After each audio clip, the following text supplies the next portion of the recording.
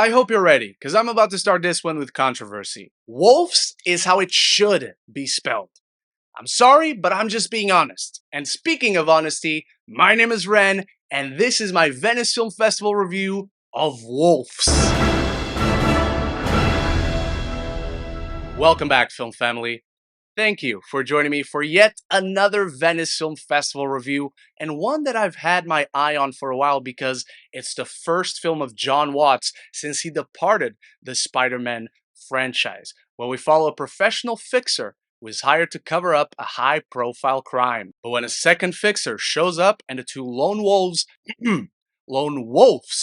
they find their night spiraling out of control in ways that neither of them could have predicted. And much like Beetlejuice, Wolves isn't really what one expects out of a traditional prestige film festival lineup. But that is precisely why, to me, its addition is so welcome. I've been watching so many movies in the past few days, and so many movies that I love with complex narratives and heavy, deep subjects. Wolves is a welcome break and reprieve from it all. It is exactly what I wanted and what I expected from the trailer. And for many, it might be exactly that to a fault. I'm actually going to start with my issues in this review. Wolves is a movie that doesn't really evolve too much beyond its premise. If you enjoy the trailer, if the premise attracts you to the film, an old school, set during one night, race against time, trying to survive, with complication after complication, it is very much a movie that fits perfectly in the dad movie subgenre, if you want to call it that. And a lot of that is due to the charisma, energy, and charm of Brad Pitt and George Clooney. These two, unsurprisingly, work fantastically well together. Their banter back and forth is so enjoyable, and this film is keenly aware how these two are bickering like children. They're bickering like an old couple, and it just drives that point, I'm sure for many people, a little bit too much to the extreme. I sure was the only one who liked it in my group before. So please encourage me. Let me know I'm not alone whenever you get a chance to see Wolves. This is just the kind of movie that I thoroughly enjoy.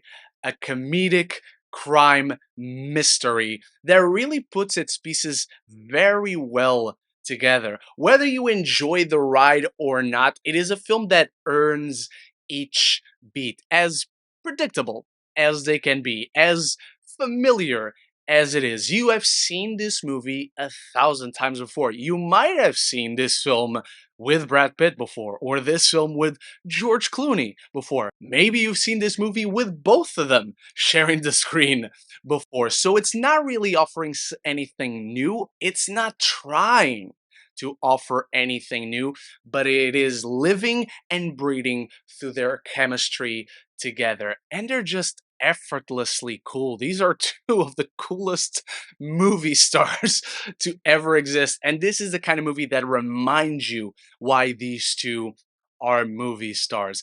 Ironically, as well, this is the movie of Jon Watts that makes New York mostly feel like a living, breathing character of its own over any of the Spider-Man movies he's directed. And I love all three of the Spider-Man movies he's directed.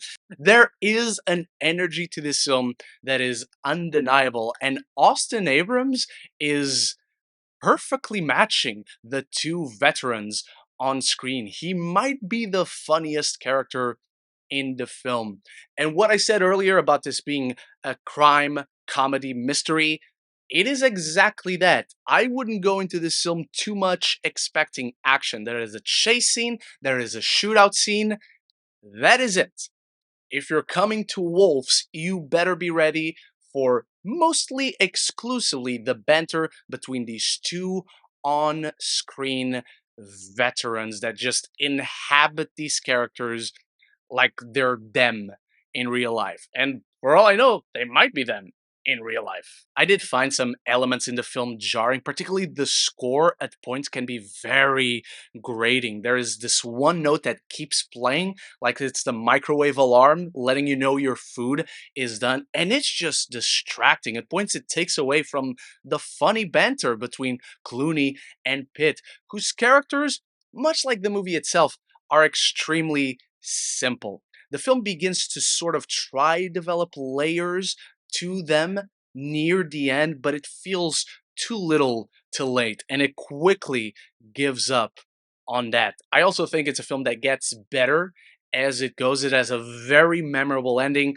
but it does leave quite a few story threads uncleared and unanswered, almost to the point it doesn't quite feel like a final draft of the film. It needed a few tweaks here and there, a few rewrites to sort of develop not even the characters, but the world. As perfectly paced, as perfectly structured on a basic level as it can be, like I said, it's not really here to offer anything new. It is a familiar movie that thrives on being familiar, and it is completely comfortable with being familiar. If that's not for you, that is totally fair. This is an unassuming, fast paced, breezy, it finishes as quickly as it gets going kind of story. It's the kind of movie you can always go back to and be endlessly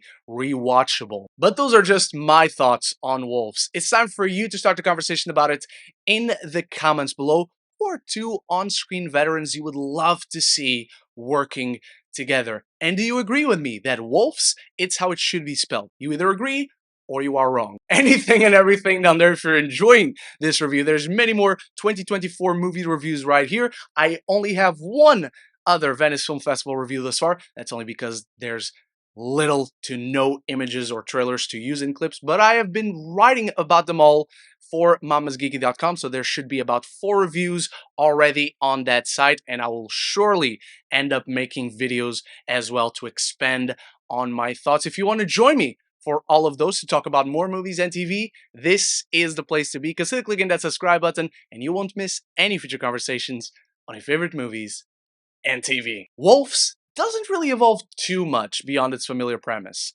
but despite its simplicity, Clooney and Pitt's effortlessly cool charisma lights up the screen in an endlessly rewatchable, breezy dad movie. I'm giving Wolves a B minus. Thank you so much for watching, Film Family. Remember to share your thoughts or your excitement for Wolves, and stay tuned for many more Venice Film Festival reviews. We got to talk about The Brutalist, The Order, Maria, I'm Still Here, and so many others I'm yet to see. Big shout out to my channel members for always supporting the channel, and I'll be back very soon with more Venice Film Festival reviews. So until the next one, love each other and love the movies.